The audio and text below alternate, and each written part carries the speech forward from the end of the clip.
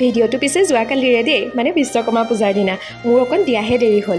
এয়া মামাই দিয়া বসন্তীখন অকণমান ধুই পখালি ল'লোঁ। মানে মই আগদিনাখনে নি পেলাই ধুনীয়াকৈ গাড়ীখন ধুৱাই কৰি আনিছিলোঁ। সেইকাৰণে আজি ইমান কৰা নাই আৰু অকণমান নিয়মটো কৰিছোঁ। চকাকেইটা অকণমান তিয়াই পানী অকণ ছটিয়াই ধূপ এডাল জ্বলাই পেলাই মালা এডালো পিন্ধাই দিছোঁ পিছে দেই।